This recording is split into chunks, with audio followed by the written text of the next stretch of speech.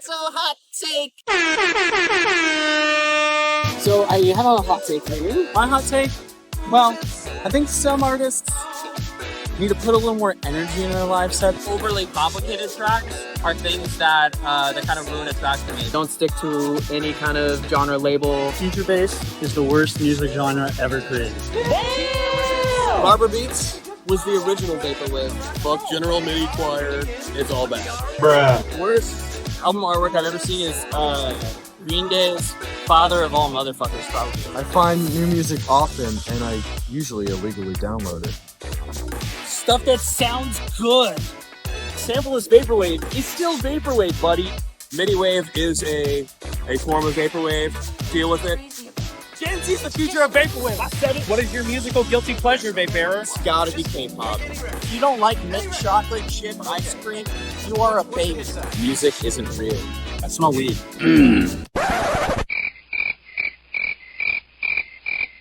I'm Dan Mason. This is Vape Eric. This is FM Skyline. This is Mesh. Yo, this is Groovy Kaiju. This is Christ. You're listening to Hot Takes. That's the one. Don't touch my records. Ever.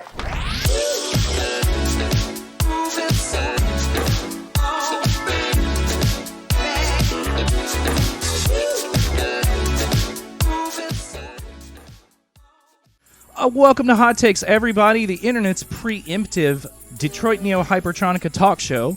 It is I, Vaporwave promoter, curator, and DJ Young Shiro, joined by my colleague, DJ, artist, and musician, Skeleton Lipstick. Hello. We'd like to remind everybody that this show would not exist were it not for the valiant efforts of one Indie Advent. This broadcast was made possible with his help, so follow the socials in the chat that I just posted, and follow and check out Indie Advent and Utopia District. Yes, it just started. Welcome to the show, guys. We've got a great show featuring a very popular, very skilled, and very well-loved artist, label owner, and musician, Geometric Lullaby. Here to discuss their work, the work of the people they release, and the upcoming Summer Slushy Fest that's going to happen right before ElectroniCON here in a few weeks now. Just a couple ground rules. After, of course, thanking everybody for being here, new and longtime users alike. Commands, !follow. You can follow us on our social media. !Skelly allows you to follow Skelly's link tree. !Shiro is going to be me. And then, of course, what we advertised in the beginning, the !Spotify command allows you to check out all our themed playlists from previous acts, along with our new updated official Hot Takes Spotify playlist. !Discord allows you to follow the link to jump in the public community Discord, where we talk about serious things like music, unpopular albums, we share each other's work, and argue about silly things like pickles or Arby's. And then finally, if you feel led to, !donate, that does not say donate, allows you to send us some money. If you want to support your friends, all the money goes back to the community in the form of artist commissions and, of course, just equipment upgrades, things to make the show better and less DIY, fewer mistakes. With that being said, just keep it clean in chat, guys. Please, no sexism, racism, homophobia, transphobia. Punching up is fine, just no punching down. Keep it kind. We're going to start our episode tonight with some music recommendations courtesy of Skeleton Lipstick.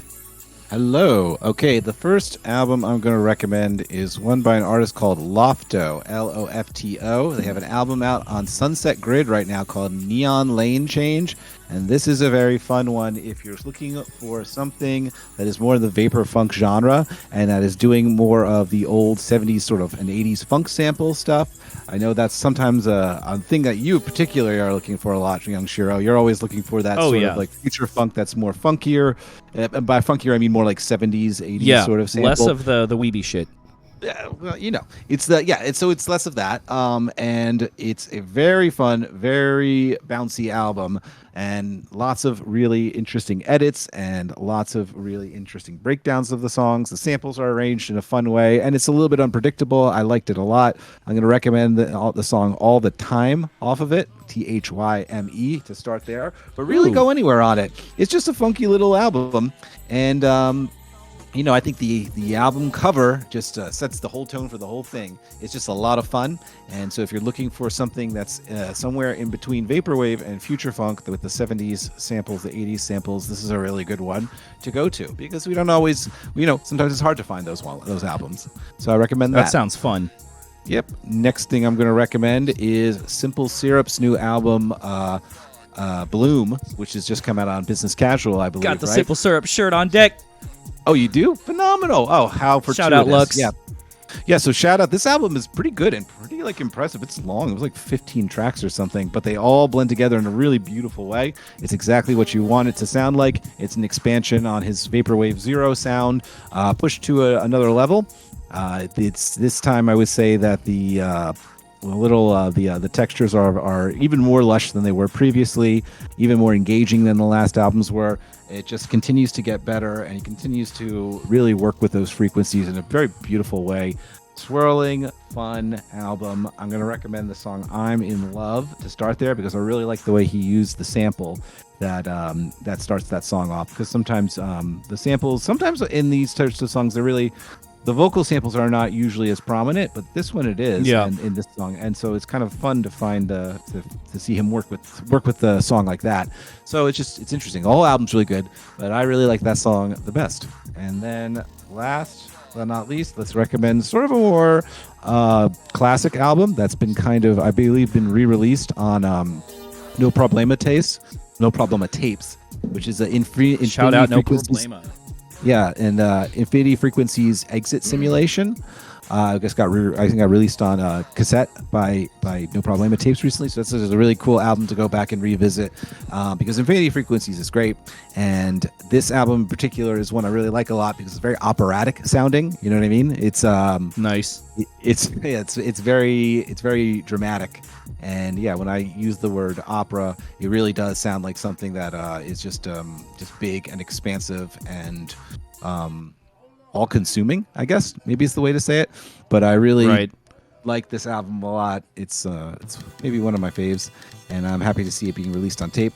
And I would like you all to start with this one song. Is Mind as a Territory is so shoegazy. And so interestingly shoegazy, and it fits perfectly. This album is full of all kinds of strings and guitars and more orchestral instrumentation, and so it's very fun to listen to and get lost in. So I'm going to recommend A Good Simulation by Infinity Frequencies. Sick. You heard it from the good doctor. Before we bring Dennis on, guys, we're going to do some user submitted hot takes. I posted a tweet and a Facebook post calling out your hottest of hot takes. So we're gonna do something different tonight. We're gonna read some, and we're gonna see what Skelly and I and everybody in chat seems to think of everybody's hottest takes. If your hot take doesn't make it, I'm sorry. Pastel Beach on Twitter. If you start off a song with a low pass filter, rise over 4 to 8 bars, I'm not listening to that shit. And in fact, I'm throwing the song in the trash. Oh, no. 2014 Vaporwave called, and it wants its style back. I can hear it in my head. Yeah, I mean, it's just tough because it's really hard to figure out how to start these songs sometimes. Right. I get it. Maybe what you could do is you could do the ever increasing low pass filter, but maybe put some static over top of it, or maybe put a little drum pattern behind it. Do something to maybe do a little bit of misdirection in the beginning. So right. Make it a little easier to beat match. Well, yeah, that's tough. When I do it, I usually just skip that, and I just set my key point at the song, and then I just I create my loop there, and I'll just try and mix it in. I don't even fuck with those low pass I don't they're fuck not with bad, those but they're low not pass for me. No. I mean, I just don't fuck with them because it's just it's too hard to time. Because they only last for a few bars anyway. True. It's not even they're long enough where you can kind of you can't even blend in from the song. So I just skip them completely, and I set my cue in the song after them. And I just get my little 4-bar loop ready to mix into the song that's playing prior to it. So maybe make it longer. You can make it a little longer. Make it longer. You know what? You'll never really hear it go from a high pass to a low pass, will you? It just goes from the low pass to lower frequencies, increasing to the highest. Wizard of Loneliness via Twitter. The oversaturation of new artists is a good thing because it forces old heads to figure out who their crowd is and vibe with them, or strike out on their own and do something for themselves. Yeah, I like that, and I also like the idea. It's a of unique striking out your own. Yeah, and I like the idea of the other option being strike out on your own and do something else. Absolutely. Kind of interesting to do. You know what I mean? Honestly, at some point, all the people who are vaporwave and from the beginning and have gotten some kind of fan base or what have you, like it is incumbent upon you to eventually sort of be like, okay, I'm here, and now I need to create my own identity. You know what I mean? Facts. Like, And you mentioned that thing. last episode. Talked about differentiating yourself. It's Yeah, I mean, important. at some point, if you're going to keep doing this, you actually do need to strike out on your own, and you actually do have to say, yes, I am from this scene, but I've been here a while, and I've been doing a lot, and you know what? I'm also my own entity. You know what I mean? So Absolutely. I feel that with my next album represents that too. So I get From it. what I've heard, I have to agree. Whoa. Lost Cool. Angles Next. via Twitter. The promoters of online and in-person shows have consistently failed to adequately represent the vast and talented trans artists in the genre and are unprepared to meet those frustrations when confronted with them. Oh, it is. It is too often passive at best. I gotta say, I agree. I feel like it's a very nuanced situation, and I mean, for a genre of music that came from trans Hold people. on a second. Days of Blue Skies. I'm talking about it starts with the low frequencies and then it moves over to include the high frequencies, okay? So I'm just saying it starts with I get it, it's a high pass. Yes, you're right. But I'm just the way I Right. was saying it like that. So but thank you for the lesson. I think what Lost Angle said was really important. I don't know if you caught that. Anyway, but go ahead. Go back it's. to what you I'm were going to saying. read it again real quick. The promoters of online and in-person shows have consistently failed to adequately represent the vast and talented. Oh, sorry. trans I'm artists sorry, in the Days of Blue genre. Skies. I thought you were being smart with me. Sorry, buddy. I guess interrupted it again. No, it's okay. But it's really Sorry, man. It's a pain point that I do think needs to be addressed. Lost Angles. The promoters I of gotta fucking keep myself online in and check. in-person shows have consistently failed to adequately represent the vast and talented trans artists in the genre and are unprepared to meet those frustrations when confronted with them. It is too often passive at best. What do you think? I mean, I don't want to make any excuses because there's no room for excuses. I think that a lot of people are very emotionally and like mentally exhausted, and just some people are not super equipped to handle emotional labor very well. But Mr. Husteen says it really well. Passive at best, negligent at worst. We got to do better. We got to start by listening to our trans friends and family members. Yeah. I think that's a good call to action. Thank you, Lost Angles. So, too. Personally, I agree. Yeah, thank you. That's great. I really appreciate the way that was worded.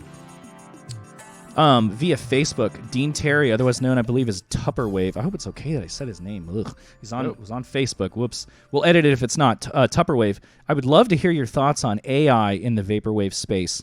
Your pros and cons. Who will benefit and who will suffer? I'm not an artist, but I mean, I would be kind of bummed to see it take over. What do you think, Chris? Oh man, I don't fucking know. This sucks. These are some I'm not hard a ones, fan of- man. Keep them coming. I don't know. y'all. I'm not. I don't know, man. I mean, like, I don't even really think about AI when I make music. I know it's there, and I try to just pretend it doesn't exist when I'm making my stuff. And I'm just gonna work in my vacuum and do what I do, and whatever else happens around me. And you know, once something is in the zeitgeist, it can't be. You can't put it back in the bottle, right? Right. So at some Well point, said. like, at some point, like, you know, the next generation, like, I just like the next generation is going to probably use it a lot more than the current generation. And they might look back on all this as like, oh, you know, it's so funny. They used to make stuff. Now I just dream it up and it comes true for me. And I don't know. I'm not sure what to do about it. I think the funny thing is, though, that like, I remember when we always used to talk about, you know, artificial intelligence, the big argument used to always be, it's like, well, you know, they'll replace everything else, but nothing will replace art.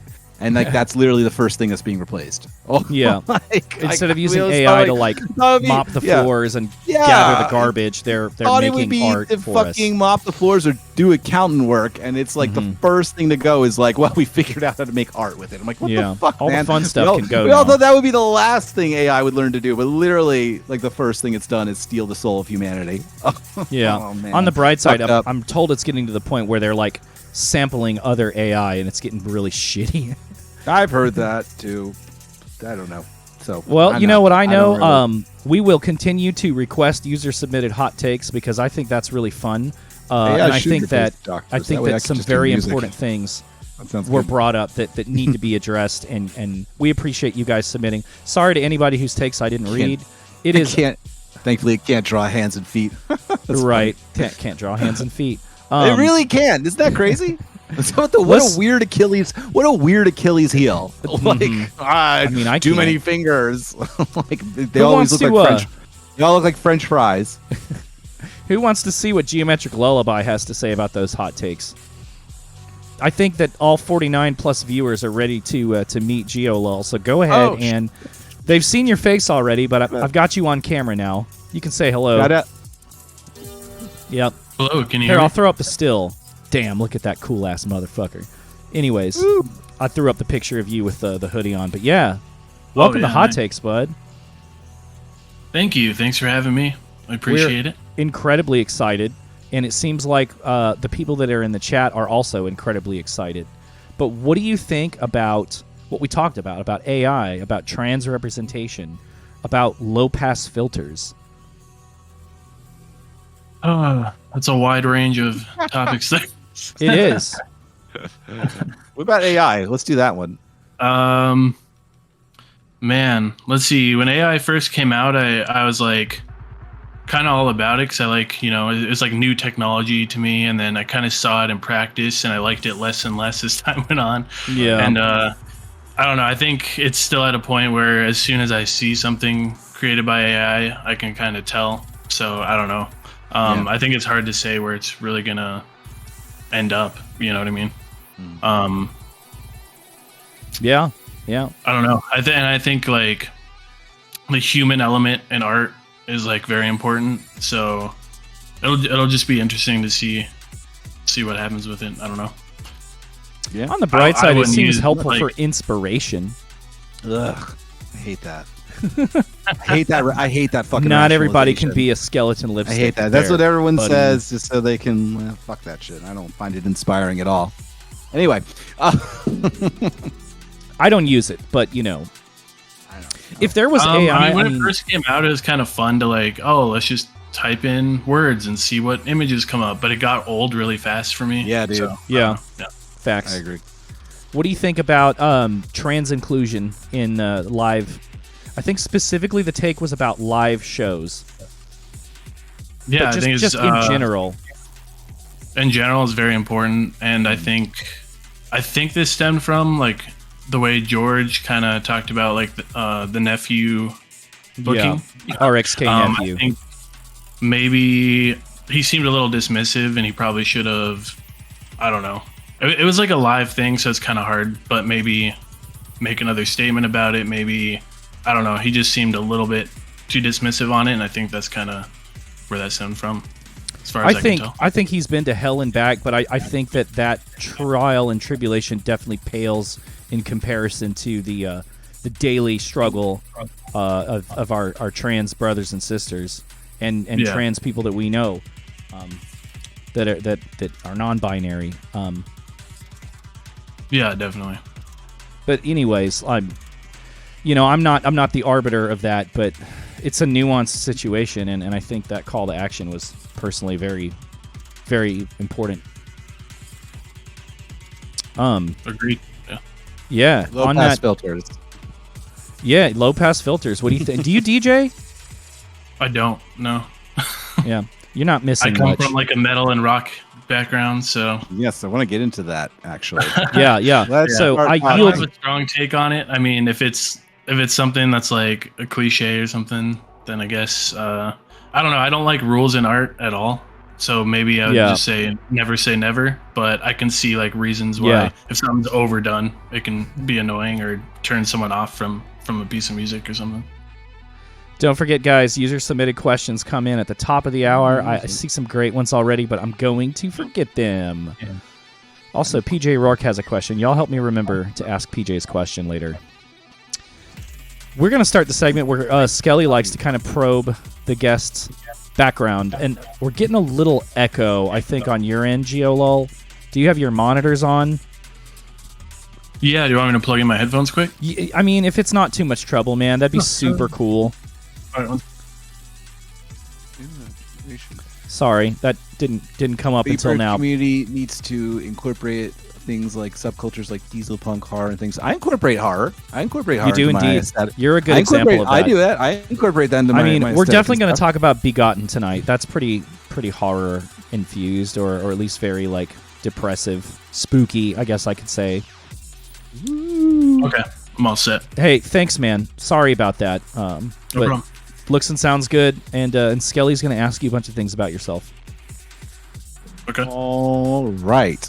So, you come from a very interesting background, and you have a very interesting record label, and you play in a very interesting band. But let's go back a little bit farther than that. What's your first experience with music? Like, how young are you when you become interested in music, maybe play an instrument, or just even find something that really clicks with you that you're just like, I really like this. I really gravitate towards this form of art for enjoyment and for production and for creating. But just first for enjoyment, what was the first thing that connected with you? Oh man. I remember I was super young. I don't remember the exact age. Yeah. Probably grade school, but my grandparents bought me like a keyboard where the keys light up to like teach you how to play songs. And it just came in, like I didn't ask for it for Christmas or anything like that. I just got it for Christmas. And I don't know, I sat down on that and I just learned like a bunch of classical piano pieces just sitting there over and over. And that was like... You learned them? You just listened to it and tried to play it? Or what? No, the keys would light up. Like the correct keys had a little light in them. Oh, so, wow. That's awesome. Yeah, it was really helpful. So it would, if you played it wrong, it wouldn't go to the next keys yet. So you had to to get through the song, you had to play all the correct keys. So that was kind of my very first experience with music. I was like obsessed with it, just sitting there learning like Fur Elise and Turkish March and all these like classical pieces as a little kid. And then in school, I played first like a viola. In fourth grade, you could start in like the orchestra, and then I played the trumpet, and then I played the saxophone. And then in sixth grade, when I was 12, I don't remember why, but I was in the car, like listening to some song. I wish I could remember what song it was, but there's a guitar in it. And I was like, I just asked my dad if I could play guitar. And he said, okay, I'll get you an acoustic for your birthday, but you can't get an electric until you like take lessons. Yeah. It's like, okay. That's what my parents did. Is it? Yeah. Yeah. Because the acoustic's way harder to play, so if you can play that. So do you know theory? Better. Like a little barrier of entry they try to set up. Like, we'll see how much you really want this. We're going to deal with that noise in the house or not. Do you know theory? No. Okay, so I only took lessons. No. Gotcha. I took lessons for about 6 months when I was like 12 years old. And I was on an Air Force base at the time, and the guy who was teaching me, he was kind of a jazz player. So I did learn some like jazz chords, and the way he taught was a little different. Like he would teach in a way where you would like learn chords right away. It wasn't like a boring way. It's like, oh, I can like already play a little tune or something. So it was, I took that, and then he got hired to play in like the Air Force rock band, I guess it's called. So he just tours and he plays like Air Force bases for like events or whatever. That's his job in the military now. They play like covers and stuff? Not that I expect you to know too much about the Air Force rock band. Yeah, I never saw him play. All Top Gun soundtrack covers. Yeah, probably. I never saw them play. He left one day. I was like, oh, he moved? What? Okay, I guess I'm done with lessons. It's done now. Damn. Yeah. Yeah. Sorry, Hollywood was calling. So, his big break. Yeah, he left, and then I guess he told my parents like, yeah, you can get him an electric guitar now or something. So that's awesome. Yeah, so I got one of those, and that was like the last I ever took of like learning lessons. I basically knew a couple scales and a couple of chord shapes, like a lot of chord shapes, probably like 30 different chords or something. But then from then on, like from 12 on, I was starting bands. I was like playing different songs. The first song I ever learned to play by like looking it up online was The Fountains of Wayne. Stacy's mom. Stacy's mom. Yeah. Nice. Nice. Very first little Nice. song ever. Not bad too, because that's like a very like good like pop structure song. You know what I mean? Like it's not a bad place to start. Fountains of Wayne in general, not a band to start with. Bad band to start with if you're just looking to like understand how music works. You know how a pop song works. Yep. And quickly I got into heavier and heavier music, basically. What was heavier that you started getting into? Trying to think. This is like the mid '90s, I guess, or late '90s. Yeah, I kind of want to know how you transition to like heavier, more violent music as well. Yeah, what was your gateway Fountains of drug? Wayne to what's next? So this is like early 2000s. I was 12. Okay. I was born in 90, so Okay, you know, gotcha. it was like 2002, 3, something like that. It was like a mixture of things. So one, people at school would like show me bands, and I started to think they were cool. There's like like I said, I lived on an Air Force base. There's this like computer lab that everyone would hang out with. There's like 10 computers lined up in a room, and people would be like playing music videos of different bands, and I would you know, hear that, and I'd be like, oh, that sounds cool, and you know, I'd learn from people like that. And then MTV, I'd watch like music videos, Headbangers Ball. I found like Horse the Band, and yeah. Oh, Horse the Band, nice. Oh, I love Horse the Band. It's a kind little of Nintendo interesting to core. like. Yeah, absolutely. It's just kind of interesting to be on. Oh yeah, another good example. Yeah, it's just very interesting to be like in this sort of like insular area where like, you know, like where was the cool place that we hung out at? Well, there's a few computers lined up that the kids would go to and play music videos. It's very interesting how contained it was, how contained the you know, the culture was. Music videos were music so important back then. I remember watching the music video for Linkin Park's One Step Closer, and it was like took forever to load. It was like QuickTime or some shit. Thought that shit was so cool. Yeah, a couple I remember. Well, Pure Volume was a really big site back then Right, too. I don't know if remember you guys Pure have heard on Volume. that. A lot of free downloads on Pure Volume in the late 2000s. Yeah, that's where like Under Oath was a big band for me early on. Shit, yeah. And then total opposite end of the spectrum, but this band from Norway called Dimmu Borgir. Oh yeah, Dimmu that makes Borgir. sense for you. Yeah, that makes now I see where we're getting into this to the metal. kind of. Like I didn't get super into metal until way later on. Like I was more into like hardcore screamo. What hardcore were you listening Nice, to? like Scrams and shit. Wait, Yeah. what hardcore were you listening to, and what like screamy stuff were you listening to? I mean, super early on, it was like Silverstein, Under Oath, Norma Jean, The Chariot. Fuck yeah, Norma Jean. Fuck yeah, Josh Skogan. Yeah, Josh Skogan. All that kind of stuff. And I mean, my, I guess, second biggest band before Ghost Bath was called iApparatus, and that's kind of what we were modeled after. Like, we loved being super noisy and crazy. Like, we wouldn't wear shoes or socks on stage. We'd climb on, like, the equipment, hang from ceilings and stuff like that. It was a lot Fucking of fun. Envy did that when I saw them live, where they like jumped on a Envy, stack I of guitar, love Envy. a stack of Oh, like Envy. amps. I love Envy. I fucking love Envy, dude. You listen Same. to anything? You listen to like Converge, anything like that? Oh yeah, definitely. I just DJ'd the after parties for This Is Hardcore Festival in Philadelphia, actually. Oh yeah, you did. Nice. Yeah, Yeah, I got super lucky. I got to play with Converge one show Ooh, amazing. that's in cool. Germany. It was my second show ever in Europe. I was like, holy. Yeah. Damn, It was a lot of King. fun. We had King And then- Quartz on, and he was talking about touring Europe. Can't remember the damn name of the band, but anyways, didn't mean to cut you off. Oh, no, you're fine. Yeah, I just remember I was like in the green room. We were getting like whatever food we got. I'm like, what? How am I like sitting next to like Kurt Ballou right now, just like eating a my sandwich? God. I was like, this is I know, nuts. right? Right. Those phenomenal guitars, amazing producer. Was it God City? I think is where his name of his studio, where he's produced so Yep. many different people. Yeah, that's fucking outstanding. I love Converge. Yeah, You Fail Me, I really liked, and obviously that's like a great Jane album, Doe. yeah. Yeah, I liked those a lot. Were you ever a fan of like the 3-1G guys, like the Locust, Erebon Radar, Holy Molar? I love 3. A little bit. I got Yeah, into them for a little little bit. I remember the Locust and yeah. I wasn't Escape super into Serbian. them, but I had a couple of those albums, Holy Molar and Nice. Yeah. Head Wound City. They did that shit with the Blood Brothers and Yeah as a guitarist. I think. I love Blood Brothers so much. Oh, dude, me too. Blood Brothers is Huge great. Blood Brothers Yeah. fan. Well, that's all like that early white belt 2000s too. Then were you? I guess you were listening to that too. Oh yeah.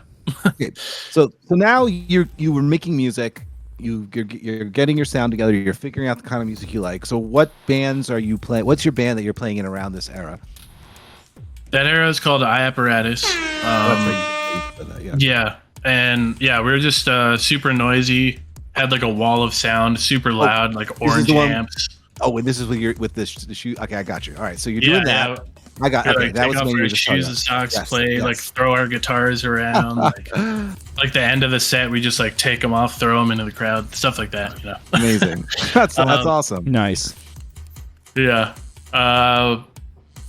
Shoot. Yeah, I think the coolest thing we ever did with that band was we won like the little Battle of the Bands Warped Tour thing and got to play one stage. Oh one shit! time. Really? Yeah. Nice. In, That's cool. Minneapolis. Amazing.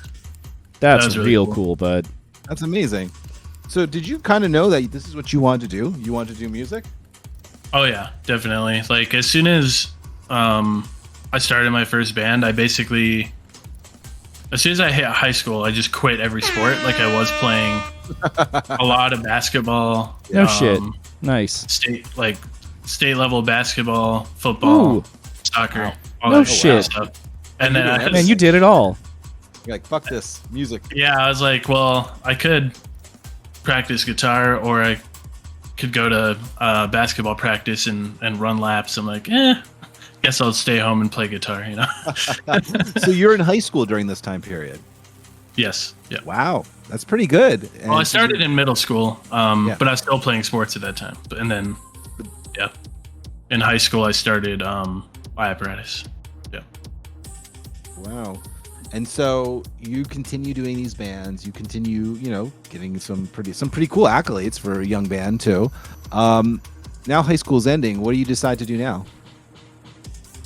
Yeah, so I was like, we got to really try this thing. We got to go all in. And so we went on this super long tour. It was like a month and a half or something. Wow. DIY booked. Good. And just got wrecked. Like really? No one came to any of the shows. No. The rides were super long. We had van trouble. We had no money the whole time. Oh, that's rough. That's that's crazy, man. Like that's such a big decision to be like to finish high school and to be like, you know what? Like that takes like a lot of guts to be like, it really I'm gonna does. fucking do this shit. I'm gonna put off other things, and this is what I'm gonna do. And like, because it takes grit. You know what I mean? Yeah, it does. What you were just saying about like, I'm gonna let you get back to it in a second, but I just want to acknowledge like that's a big deal when people do that, and that's like almost a scary thing too. And you're right. It probably, and then the first time you do it, it's exactly, I guess, what you were saying. So you were saying no one came to any shows. Yeah. What was like the rock bottom moment? It was in Florida. Imagine that. Wow. In Florida. Yeah, and we played the show. We were like at the end of any money that we had, and we're like, you know what? We can just get to this show. We'll get some money. We'll be able to get out of here. And there's like 3 people there, and the promoter just left without paying us, and What we the just had nothing. And we're like, oh no, that's awful. I'm so sorry. Okay, I guess we live in Florida now. And at the time, we were super inspired by, I don't know if you saw that Horse the Band documentary. It was like 12 hours long. There's a what? A 12-hour long Horse the Band documentary? Yeah. I like them, but not that much. They did a DIY tour around the world and made a 12-hour documentary of it. And we had watched that right before touring. We're like, oh yeah, we can do this. These guys. Yeah. Never would have. Like, oh, we don't have fans though. There's one problem. Never would have guessed Horse the Band would have been the inspiration. That's interesting.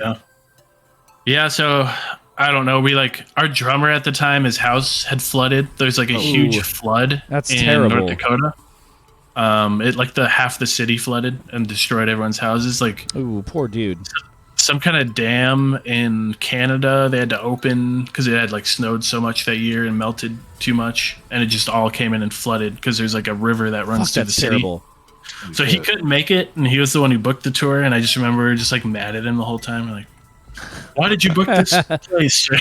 But he was helpful. He would like send us money to help us get to the next place. Oh, stuff. man, you better keep him around. That's love. I remember we even like called like some random t-shirt company. We had like a sponsor from like some small company, and they helped us out too. So yeah, we were just barely scraping by.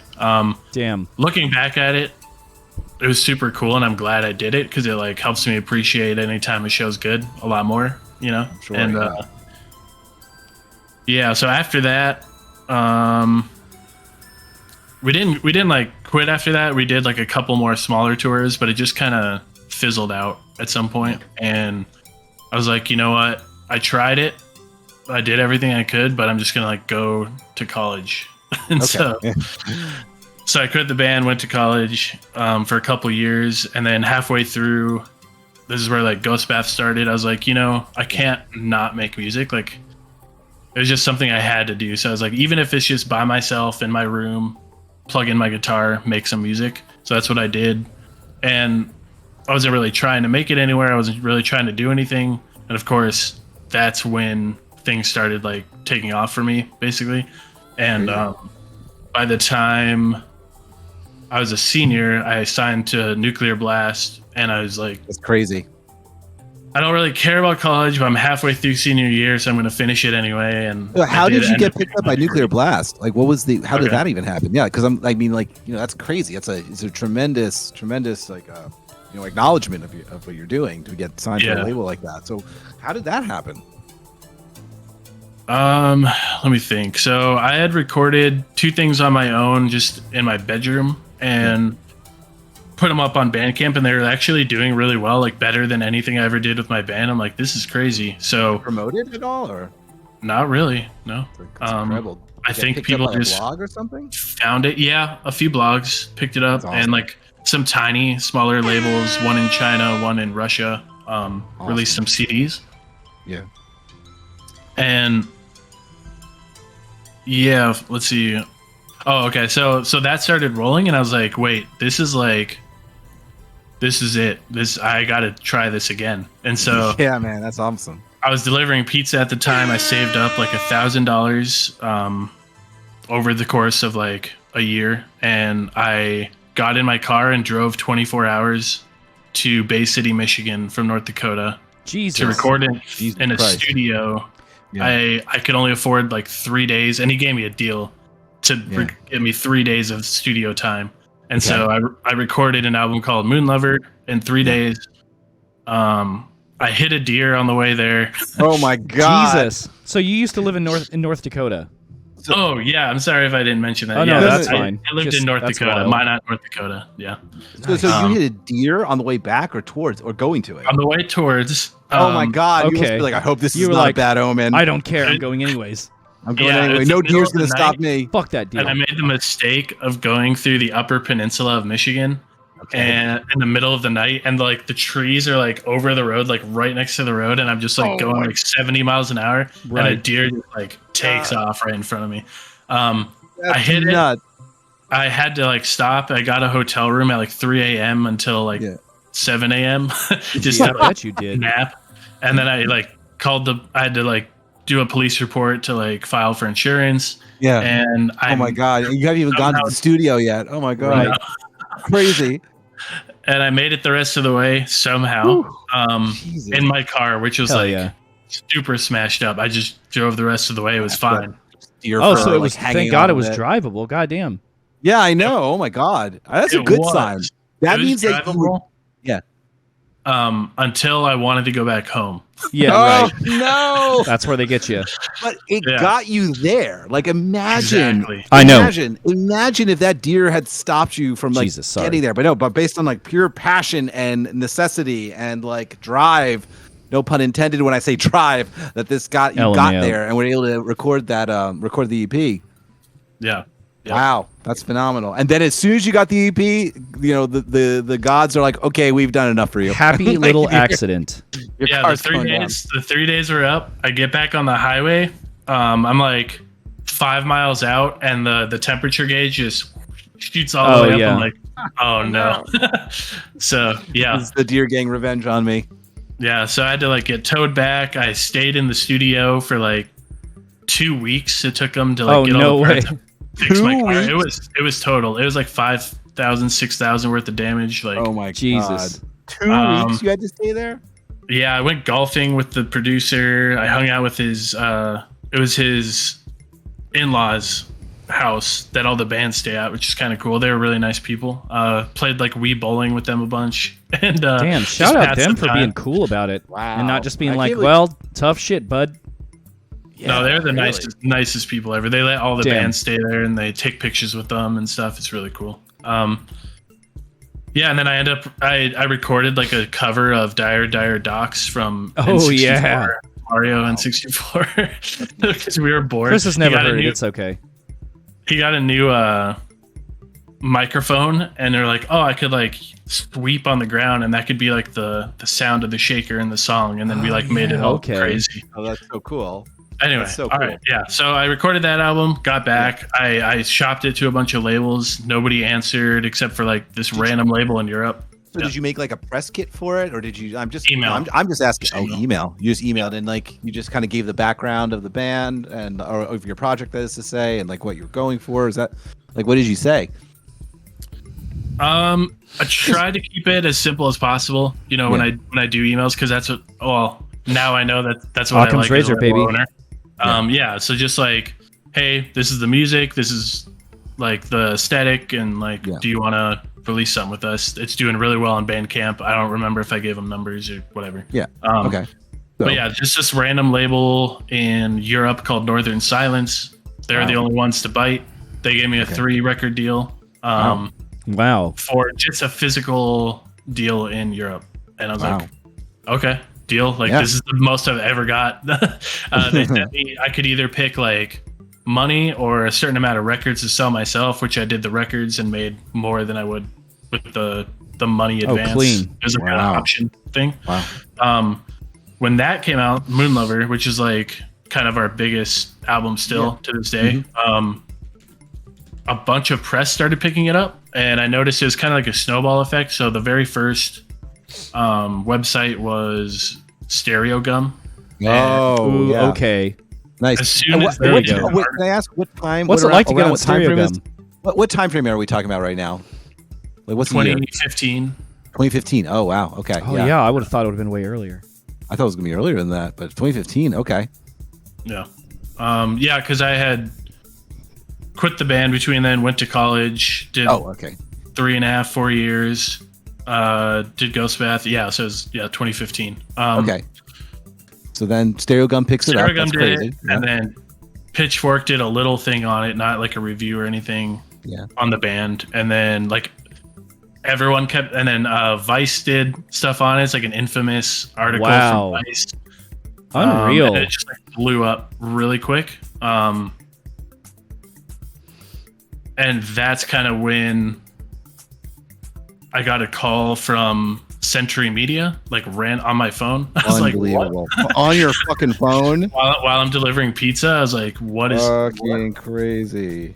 Okay. And it was a super nice guy named Steve Joe. He now works for Prosthetic Records, but he was talking to me about it. And then I called my producer, because my producer the one in Michigan, works with a bunch of bands and labels. I'm like, hey, I'm getting like labels calling me. What should I do? And he really helped me out. And he was Thank God like, you had someone to talk to. You know what I mean? It's that's like a difficult thing when you're like, this kind of attention out of nowhere that you haven't been used to. You've been making music for so long, and like all of a sudden, like bam, you're just the apple of these record labels' eye. And you're like, you don't want to fuck it up. Like, right? So then, what did he say to you? He said I should put together a press kit really quick, like an online one. And so I did that, and I showed it to him. We kind of worked on that for a day or two. And then he's like, this guy's awesome. I'm going to send this out to all these labels, like Nuclear Blast, Season of Mist.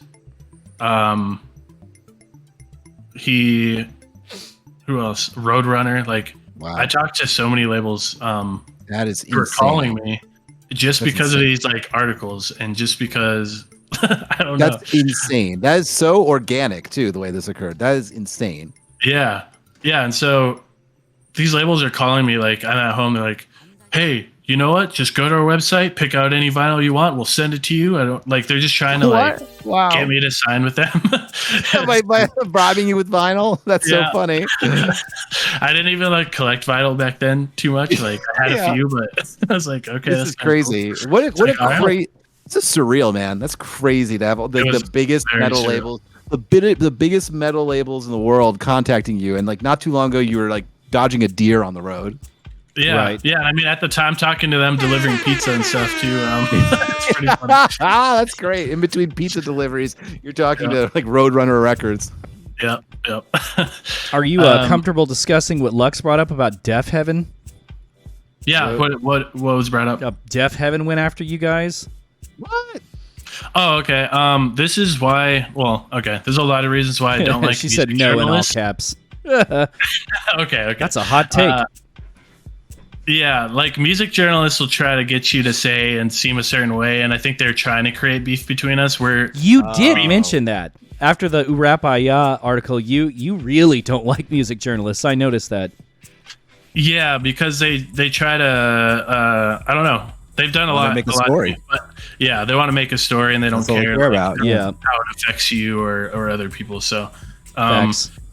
They like presented some things to Def Evan, trying to make it seem like we ripped them off or something, which I don't know, something like that. But and then they got them to like say one response or something. I don't remember exactly what was said, but we played a show with them in Italy later on, and we hung out and we were friends, and there's no beef, so I don't know. I mean, if anything, just creating like a fake beef, maybe even just and probably helped you a little bit. Probably helped get the band more attention. Yeah, I could see that. I don't know. mean, there may or may not that you'd actually want be it. beef between us and FunnyNet, and now look at us, we're famous. Yeah, I don't know. We were called like Def Heaven a lot. I don't think we sound like them. I mean, I don't think so either. I think we're in the same couple genres, but I think there's the other genres that we delve into are different than the ones Def Heaven do. Like they listen to like the Smiths and stuff coming up and more shoegaze stuff, and I never did. And I come from obviously like more hardcore background, Midwest, Horse the band type stuff. Yeah, so No I don't know. I think shoegaze, our damn. influences That are feeling different. when no Yeah. shoegaze. Yeah, I never really listened to shoegaze growing up. I've listened to black gaze, which is shoegaze and black metal put together. Like That a lot. Amazers and Yeah. And Alcest and Alcest. stuff Yeah. like Do you fuck with Jesu? that. like a the- tiny bit. Our drummer like was the super post-metal into stuff? it, but I never. Yeah. Nice. All right. So now what made you? So now you're getting ready to sign to one of these labels now, correct? Yeah. So my producer again, Josh Schroeder. Shout out to him. If you want to record anything metal, he did like the I can't remember the name. That Will Ramos. I don't know what his band is called. Lorna Shore. That's record that like blew up. He did their record. But anyway, he's super cool. He got us a manager. He got us an attorney, and all those people together. Oh wow. Okay. Figured out who I should sign with, which it ended up being Nuclear Blast. And it was a complicated deal because I was still on Northern Silence in Europe for physical, but with Nuclear Blast I was digital worldwide and then North America for physical. So it's kind of both labels at the same time. Nice. Yeah. I was talking to it was Monty Connor is the guy from Nuclear Blast. He used to work for Roadrunner back in the day. He signed bands like Sepultura and like Typo Negative. Ooh, holy shit! Okay. Wow, that's like the classic Roadrunner days. Yeah. So it was all of this was like super surreal. Now I'm like used to it. It's been years, but like at the time it's just like things happening every day. I just like couldn't believe, and it's just like what is going on right now. So yeah, Monty Connor is nice. I just saw him in Brooklyn when we played in March. He comes out to hang out and talk with us and stuff like that. So yeah, we signed with Nuclear Blast again, 3-record deal, which that's now over. So is the Northern Silence one. So for our next record, we kind of have free reign to go wherever. But that's sort of how it happened. Yeah. Wow. You could That's release it on Geometric Lullaby. I could.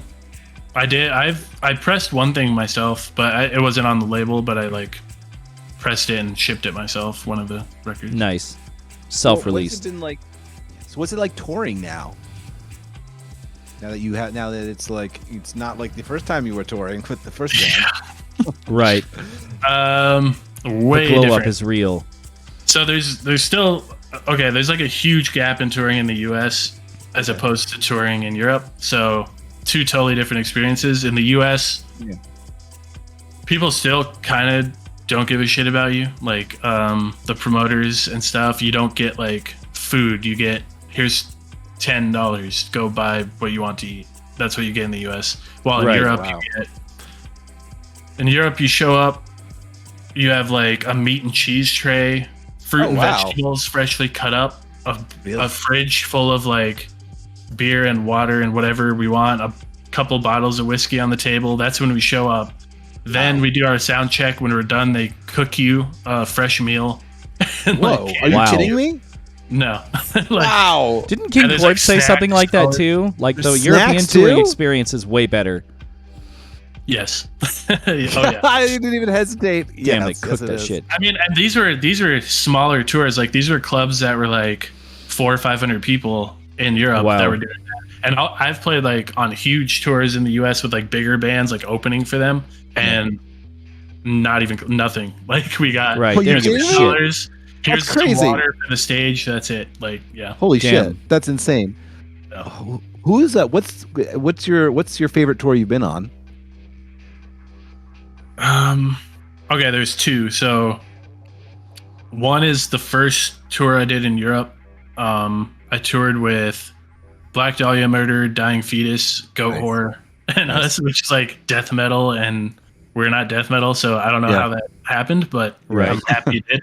The shows are super awesome. It was that one that we also played with Converge, and we also ended up playing like the main stage of a festival called Bloodstock. Wow, I love that name too. Open air festival in the UK. And we played at like 11 in the morning.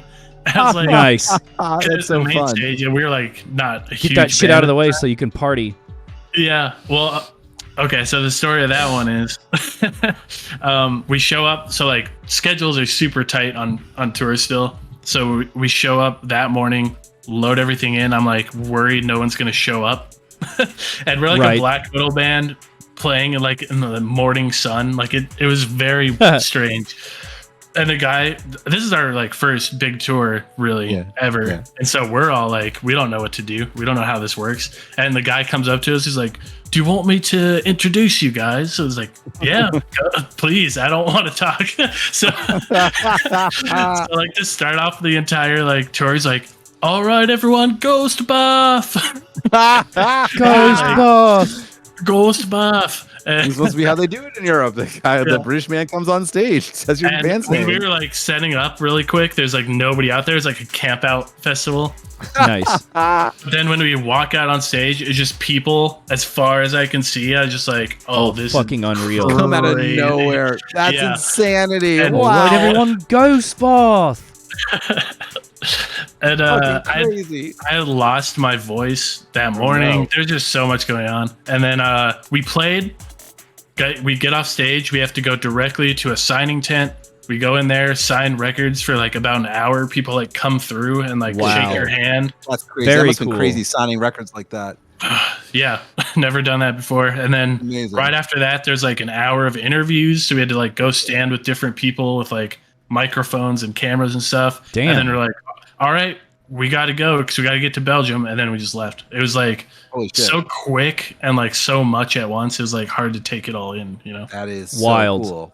Wow, that's so cool. That was the first favorite, right? What? You said there were two favorites.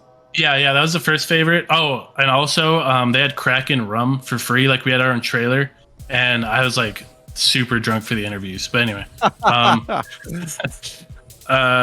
my second favorite was Devastation on the Nation. It's like a named tour in the U.S. And that was a tour with Borknagar from Norway, and Rotting Christ from Greece, and we were third in the lineup. There's like 6 bands, and it was just like the perfect slot. All the shows were huge and like cool venues. Like, I would almost prefer to play like right before the headliners every time, because everyone's there, no one's tired of music. I know, right? Yet. It's not super late. Like, it's great. sense. The middle Yeah, of the that one ticket is is great. the sweet spot, like 8 p.m. Yep. Yeah, we were like at 8:30 every night or something Nice. like that. So yeah, that was my second favorite tour probably. Yeah. What's your All right. favorite band you opened for? Favorite band I Or like opened for? biggest honor, like craziest, coolest accolade?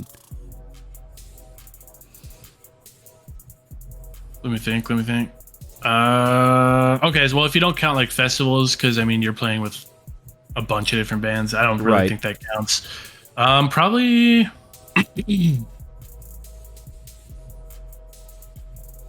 probably the Die Hard is Murder. Probably they're probably the coolest band. Yeah, Nice. they're from Australia. Very cool. All right. Yeah. So, yeah. how do you get involved in vaporwave? Yeah, let's hear it.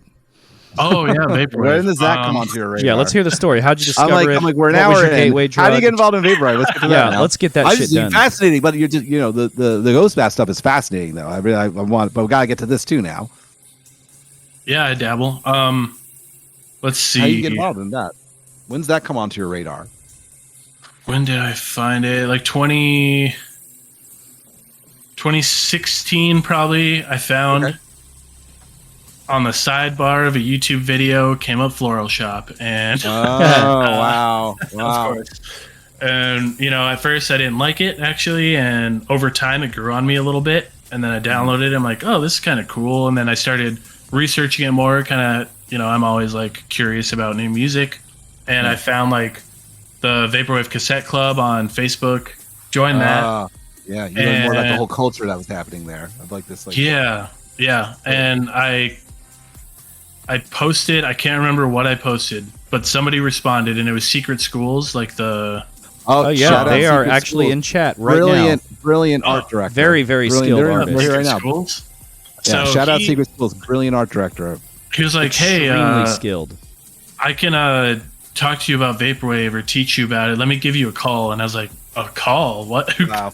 calls?" I know, right?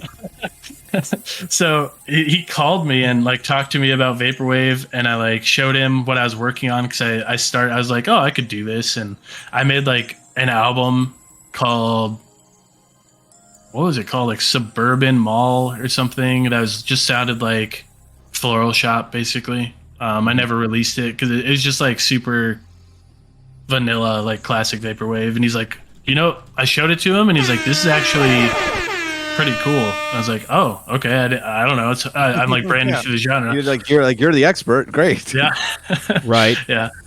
And I was like, oh yeah, it's all right. And then I found, he showed me Death's Dynamic Shroud, I'll Try Living Like This, and that just awesome. like I'll do it. changed everything for me, because it was kind of like an artsier, darker feel, and it just I was like, Yeah.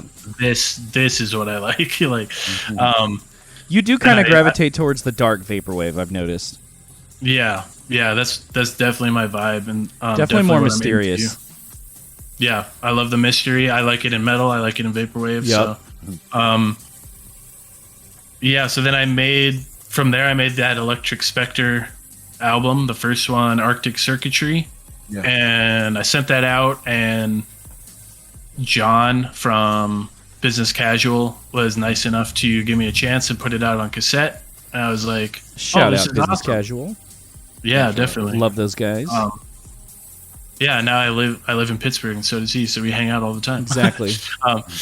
Yeah, so he put that out for me, and I was like, I think coming from the backgrounds that I did, I wasn't really from electronic music. I was able to make something sort of different with Arctic Circuitry, because I don't know, I kind of made blast beats in a way on it by like speeding that's things cool up. as fuck. I mean, the basic idea was just, everyone's slowing down music, I'm gonna make it faster, and that's the entire concept of that album. And I was like, it sounds kind of like icy and cold. So that's where I came up with the name and stuff like that. Mm-hmm. And then I made the second album, Cosmic Creator, pretty soon after that, the same year. And I couldn't really find anyone to put it out for me. And I was like, I should just make like a Bandcamp and just make a bunch of like music on my own and just like put it all in one spot, even if it's different names and stuff like that. So I like made the Bandcamp, and at the time I had moved to the middle of nowhere in Iowa on a farm in a town of like 300 people.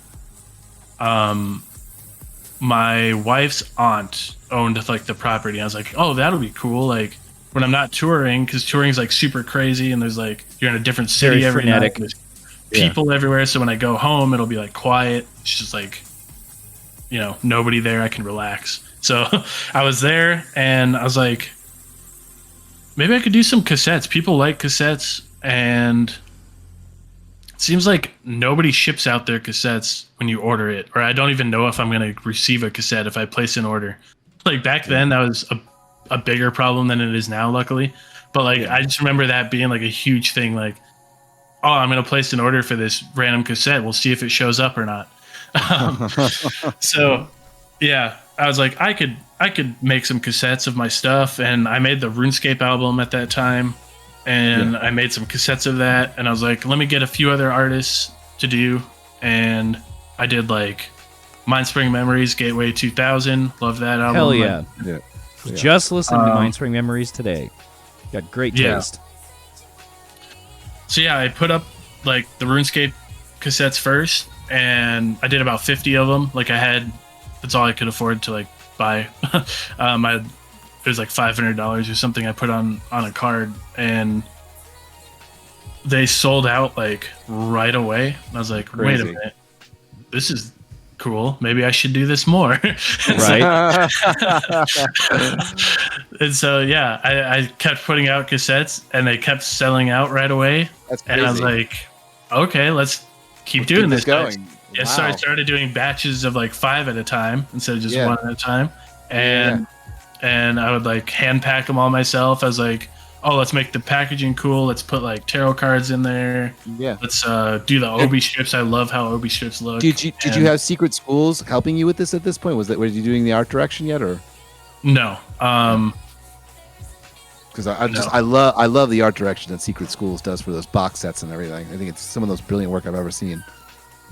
Yeah, he's amazing at that, and I didn't start really working with him till later on, just mostly because there's no way I'd be able to afford to pay him when I first started. You know, I can imagine. Yeah, he's so fucking talented.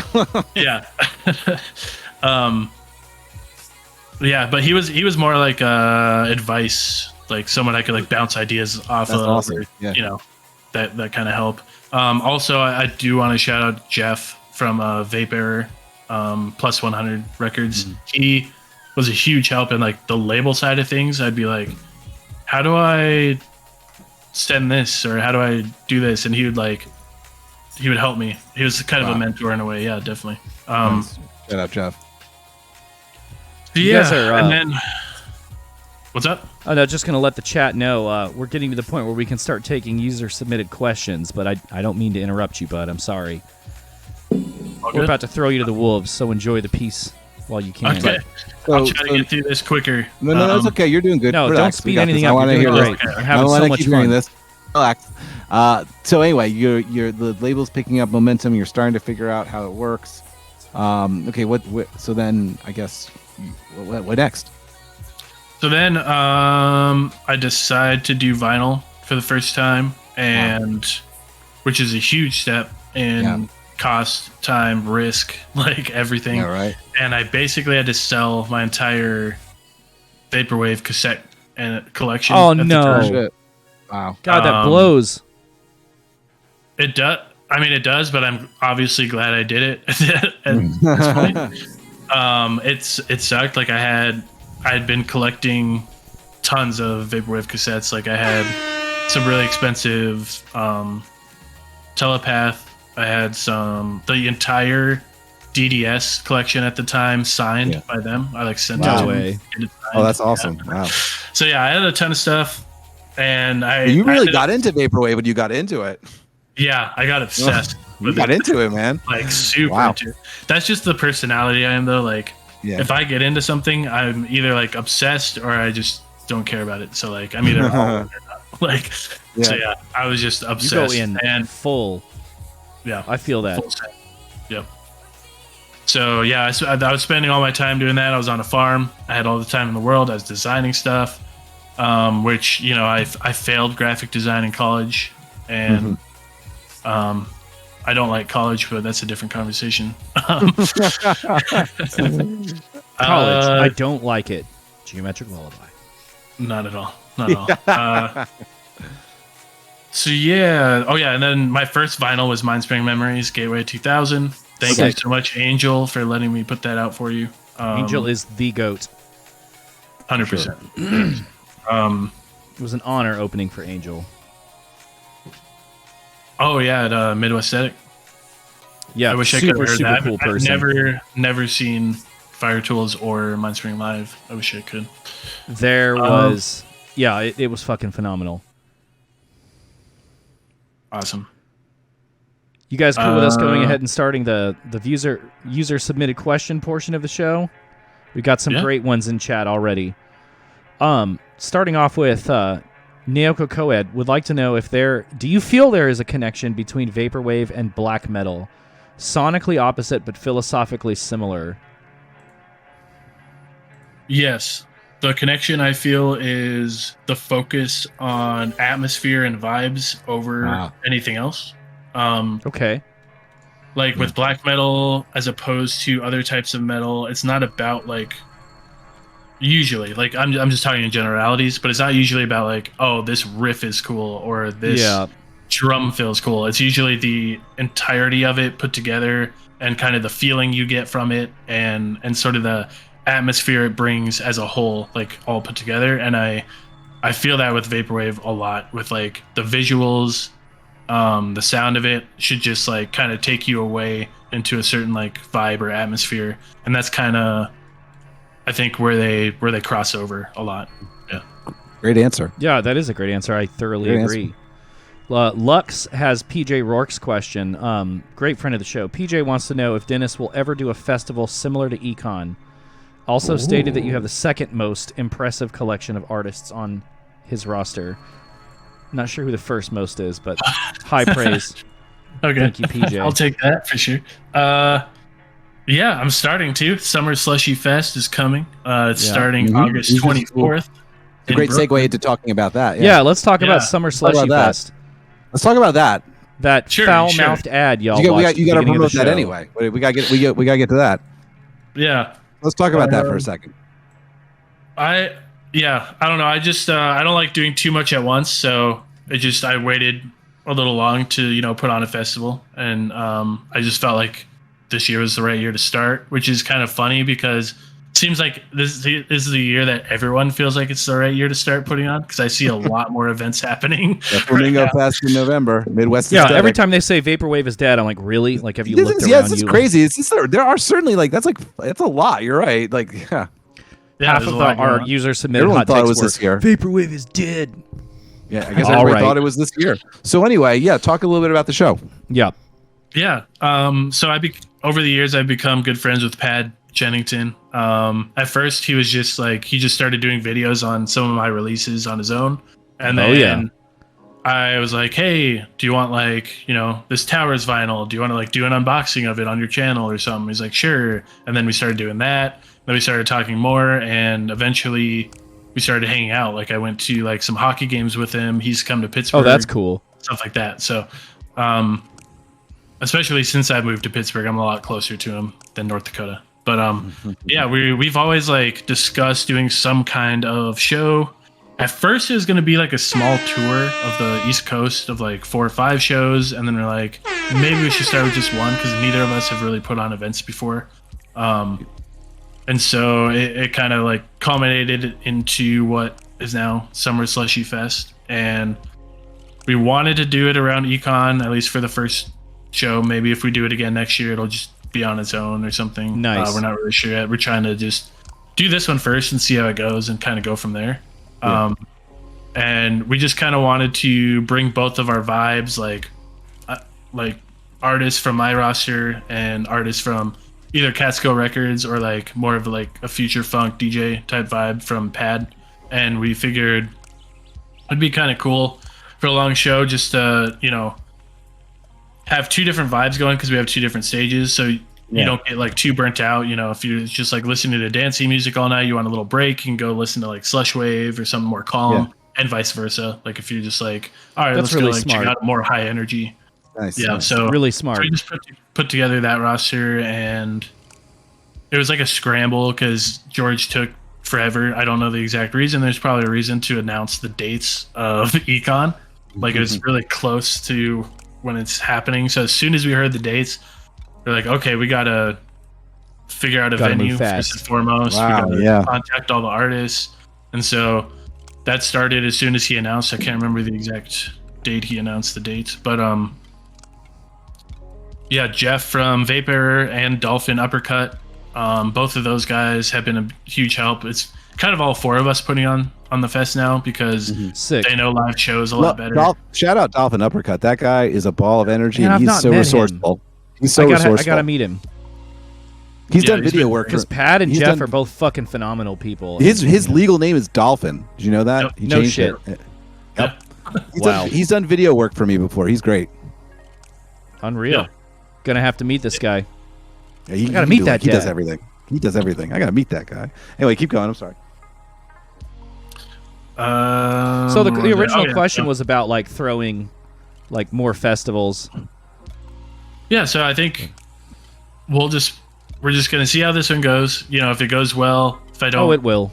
hate doing it, you know, then we'll do another one. You know, we'll see. I know it's gonna be a lot of work, but I'm not afraid of that. Like I work a ton because I love it, and I'd rather be working like 12 to 16 hour days like I am now than working, you know, doing anything else. So it's not a problem for me, the work really. It's just the amount of time and can I make it happen. So as far as like throwing an econ type festival, I think I don't want to grow too fast. Like I'll slowly grow it if I do grow it. That's kind of how I've run the label. Like I don't want to like go too far and just kind of screw myself, I guess, which can definitely happen with live shows.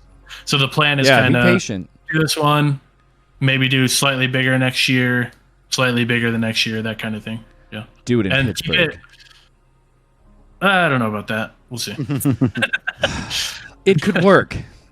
Maybe. I don't know. Dojo underscore R4 wants to know if there's any hopes of Begotten live.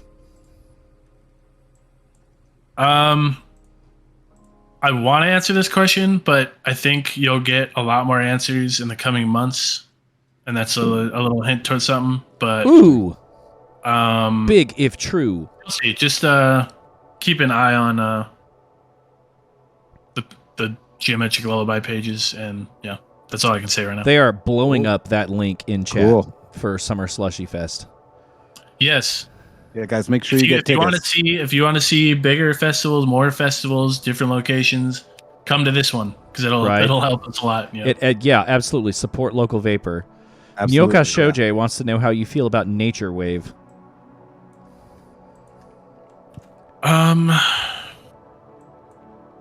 It's super weird. Like this is not a popular take, but I am not like an outdoors person. So like in general, moves to a farm. I feel like most people are like, you know, I could just like go walk on a beach or go walk in the forest or do whatever, and I'm just, I don't know. There's just never been I me. just get on computer.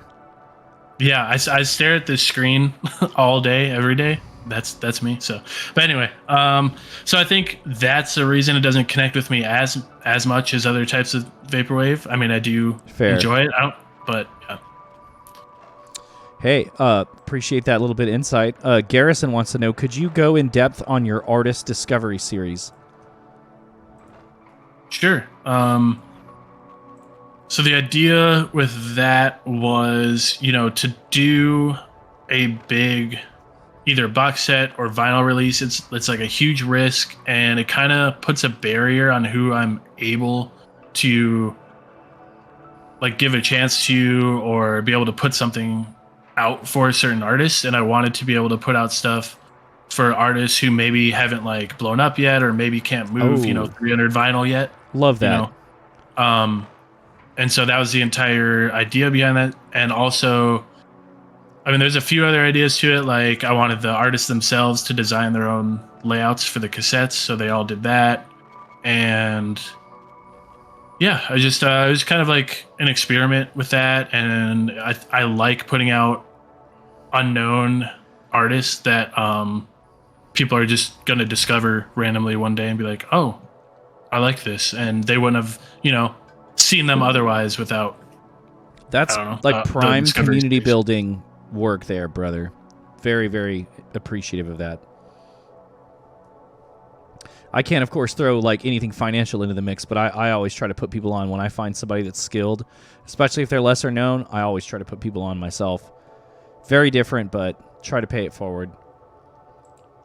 Yeah, because I think there's a lot of artists who, maybe people just don't know about for whatever reason. It can be a variety of reasons who deserve to be heard, and that's just what I was trying to do with that series. Facts. Yeah. Well said, man. Secret Schools. Question for Dennis. Did you ever take my recommendation and do a deep dive into Boards of Canada's discography? No, I don't think I've ever listened to them. Oh, come on, bud. Music Has the Right to Children is like a 10 out of 10 unskippable album. If you put a gun to my head and ask me what genre they are, I don't even know. Well, I don't even really know either. I mean, down-tempo, IDM. I mean, I think a lot of people, they call it hauntology. So that's why I'm immediately like, Dennis should hear this. They call it hauntology. But, it's you'll get it. You can't rush these things. You'll come to it at the right time. I'm always listening to new albums and new artists. I mean, there's so much out there. Yeah. Like I just listened to my first full Grateful Dead album today. Like I'm always like listening to new. I've never heard a full Grateful Dead album, but I was raised and I lived under a rock most of my life. Gotcha. But yeah, don't know what Secret Schools thinks, but Music Has the Right to Children is my personal recommendation. Just put it on at some point. Sure. I'm not opposed to it. Yeah. At some point you'll come to it, and even if you don't like it, I'm sure you'll at least appreciate it. The Dead record was American Beauty that I listened to. Oh, you got the chat pulled up? Yep. Good. Sorry, Tandy Laptop slipped that one in last minute. KJ Valium, what vaporwave artist will Ghostbath tour with?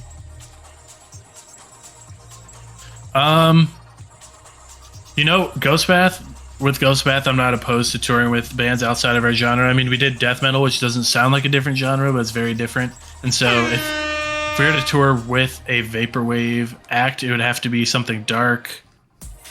I would tour with like Death's Dynamic Shroud. I think that'd be interesting. Yeah. I think it could be a sure. cool bill, something like that. I mean, we tried to tour with like Suicide Boys or Ghostmain or something like that. No way. That's funny. But their manager was like, "Oh yeah, you can just like pay us a few $1,000," and we're like, "What?" Like, yeah, right. We okay, but so that didn't happen. But guess that's the way that works. Yeah. But I think DDS would be a really good fit for what we do with Ghostbath, or just I don't know. I can't think of anyone who plays live who's like darker and would fit. I mean, the obvious, like they were talking about metal and vaporwave in chat earlier, and people brought up Sage Hardware, Fire Tools. Who's the other cool, one? Winter Quilt. Winter Quilt. Yep. Yeah. Okay. I just thought as soon as I said that, I thought of those. But Winter Quilt. Yeah. I think any of those, I would be. Perturbator. Okay. Yeah. You could fucking. Well, that's not really vaporwave, but you could play with like Carpenter Brute, Mega Drive. Perturbator. Yeah. I saw him in Hellfest in France at like 2 a.m. and I was sick. It was crazy. It was very good. Yeah. Let's keep the user submitted questions coming, guys. Until I get some more questions, I'm just going to ask you. Without naming names, what is the biggest source of drama in the vaporwave scene? Describe it. The biggest source of drama.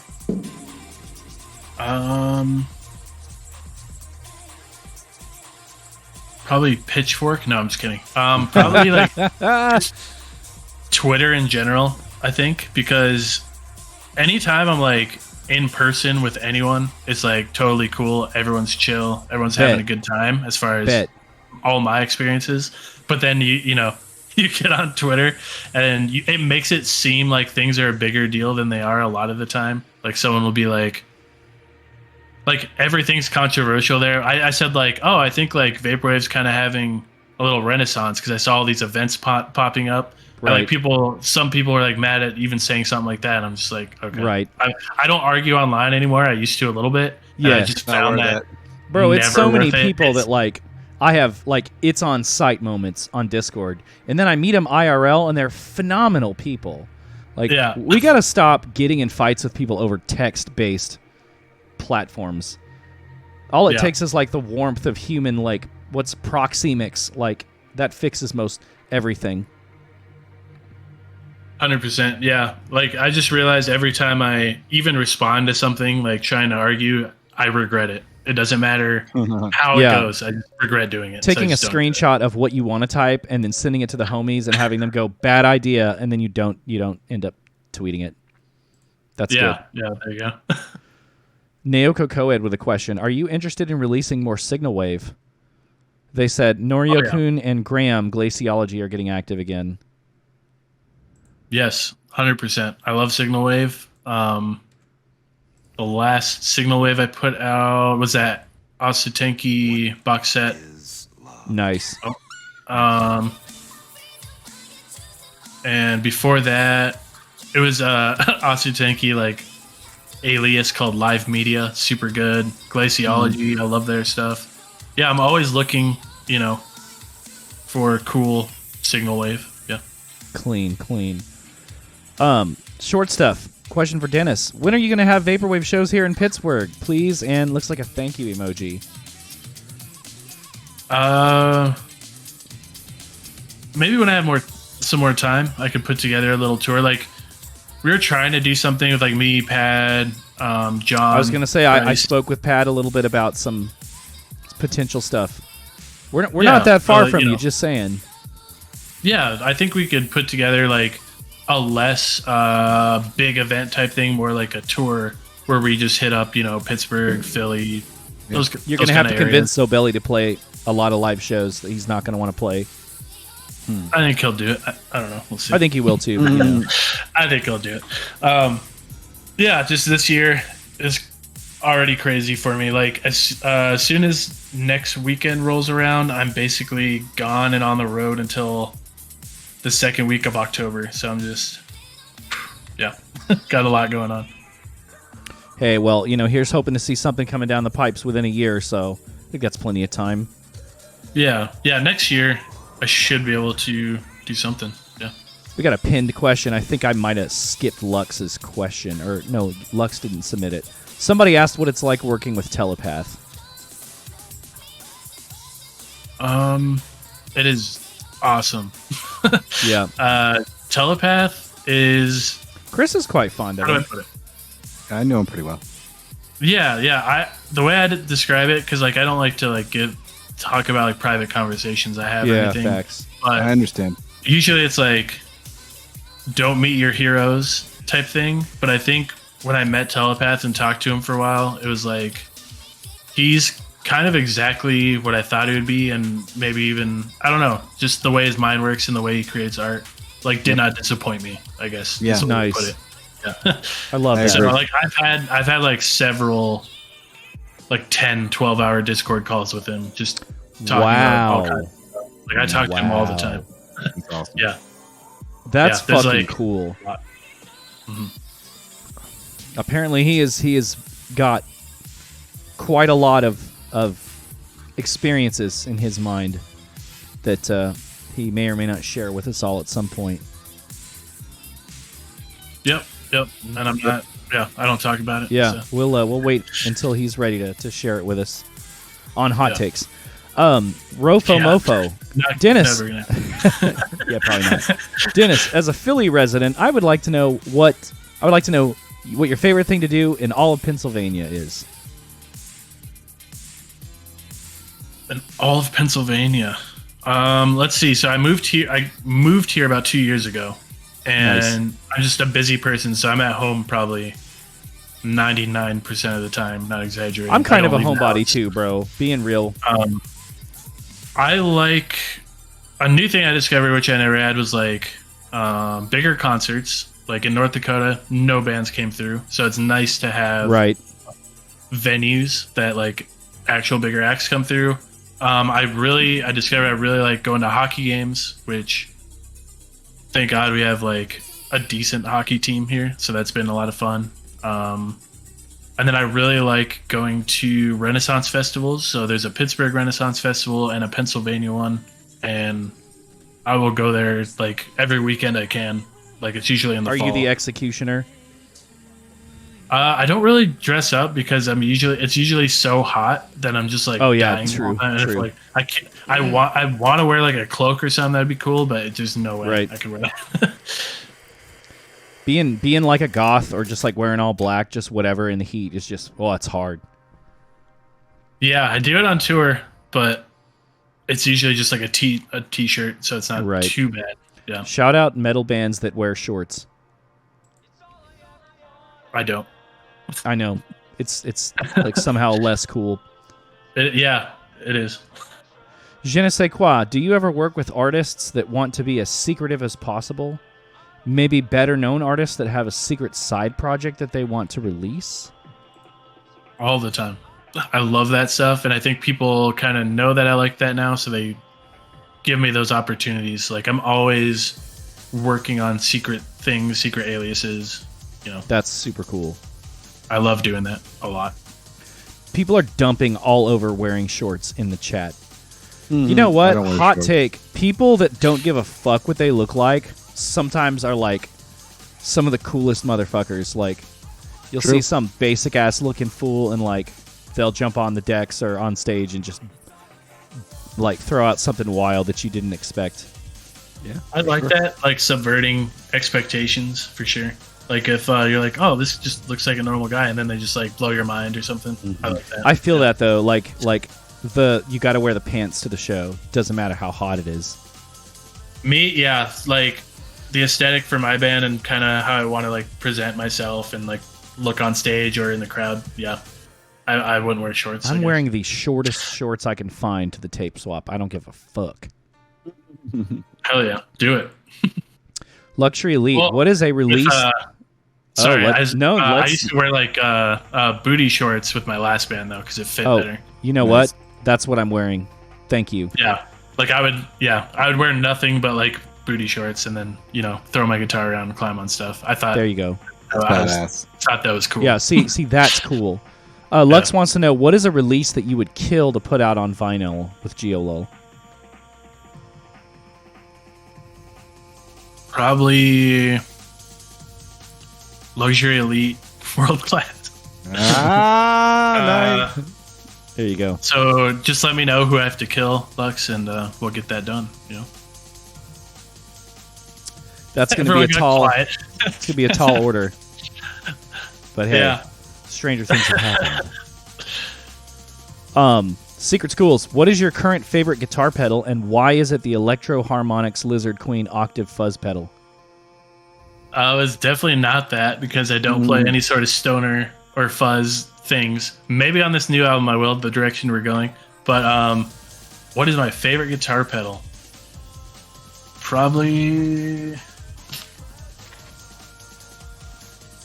this guy right here. DL4. Nice. Right in the frame. Good shit. Yeah, it's like a tell us looper why. and a delay. It's a looper. No, okay. So you can loop things, play back to it, layer it, delay it, reverse it. It's cool. Hell yeah. Somebody has been asking to have you scream on the show. A ghost bath scream. Nope. Yeah, I don't know how you would do that unprompted. You're gonna have to go to a ghost bath show, you guys. Yeah. Oops. Come on out. Oh, let's see. Keep them coming, guys. I kind of want to ask you what music genre is your favorite, but I feel like we've covered that. Why don't we talk about what music genre is the worst? Worst. So I listen to everything, but not not everything. Like, how do I put it? I have like a wide music taste, but I'm very specific about it. So there's Interesting. I could listen to like something in the same genre and love it and then hate everything else in that genre. So it's hard for me to like put a genre that I hate. Like certain pop music that's on the radio, like Imagine Dragons, fucking hate it. But like other pop stuff, I'm just like, this is so good. And it's like kind of the same thing. There's just something about it that's I don't know. It's hard to say, you know? I don't think pop is shit. No, that's not what I'm saying at all.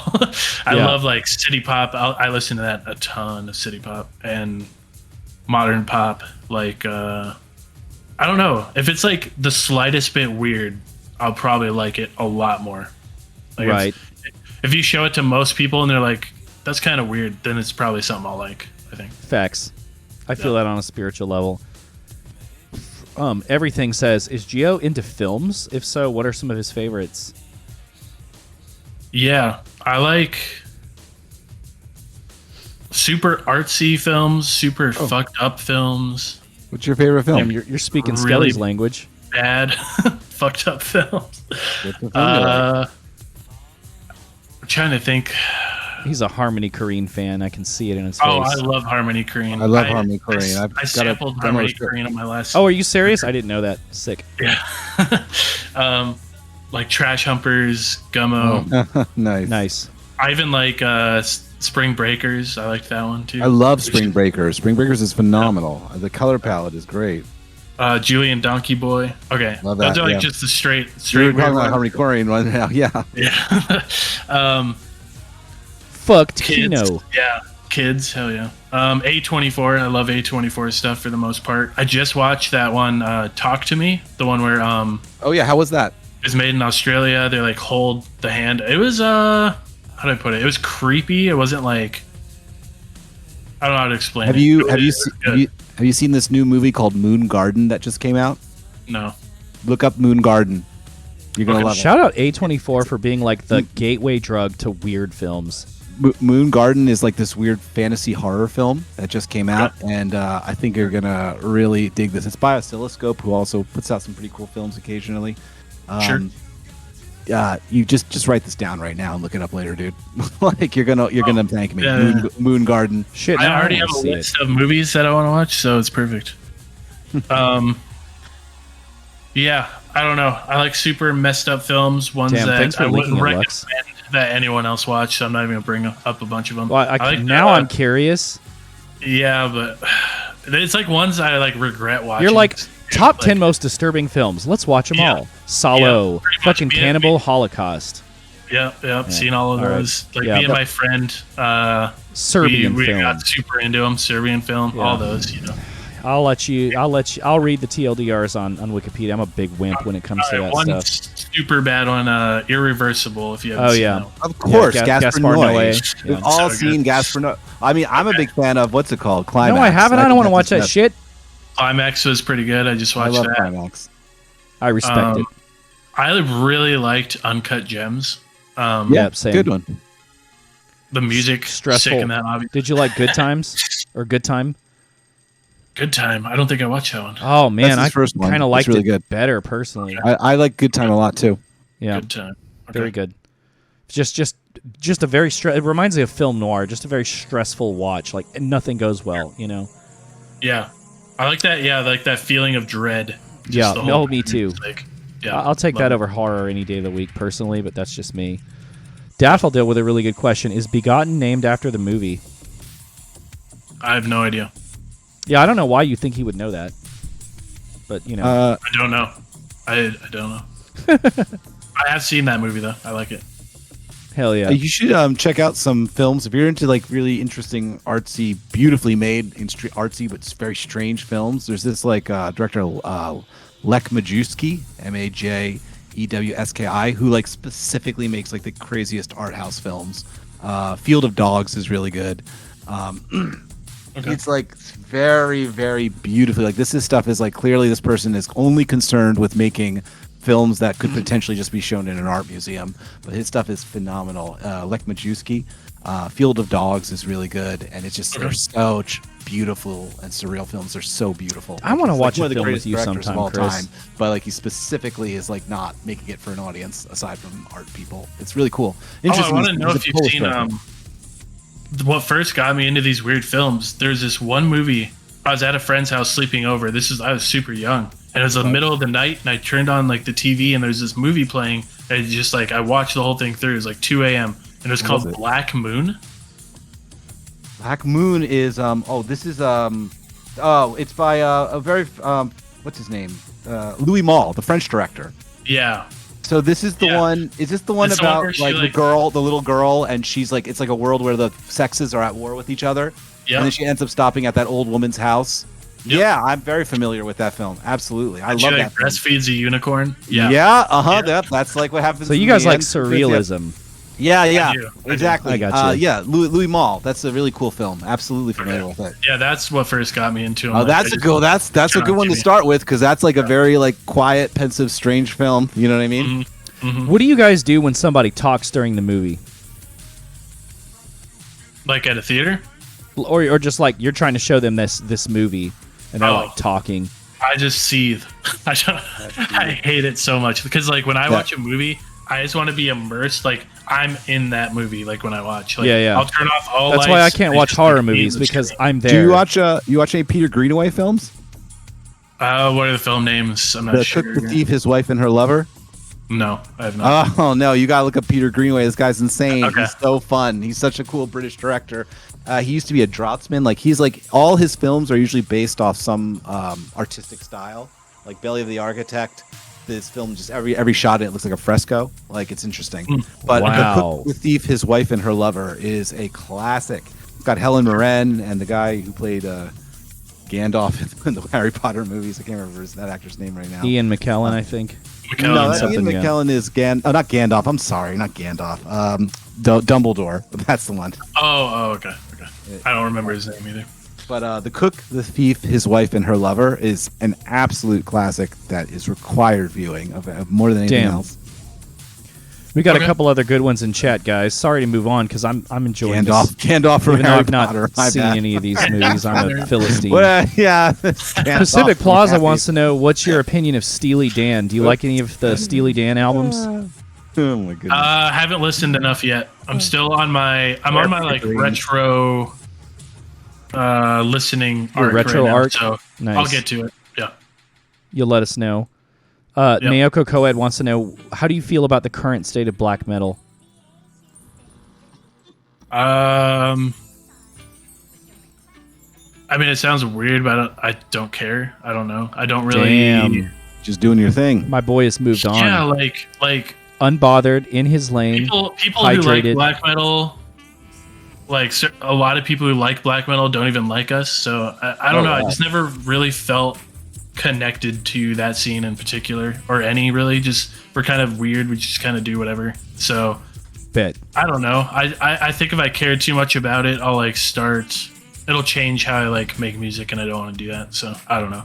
Yeah. I don't listen to a ton of black metal, to be honest. So. Daffodil wants to know what your RuneScape build was. I just played to cut trees. Yo. Which sounds really weird.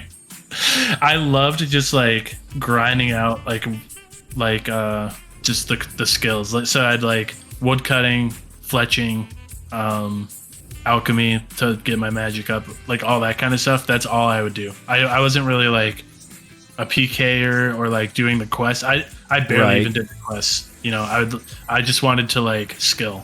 That's it. So that Man, I have actually never played RuneScape. I am going to out myself as a Philistine right now. I didn't realize you made the RuneScape album. Yeah, I made that album. that like computer lab I was talking about, where everyone was watching music videos, everyone was playing RuneScape at that time. Right. Very cool. Got super into that. That and a game called Adventure Quest. Those were like huge Adventure games. Quest. And, yep. Yep. Guys, we got 20 more minutes. Any more questions? While we wait, I'd like to know, out of the many that I'm sure you've attended, what is your, or if you want to just do like top 3 favorite live shows?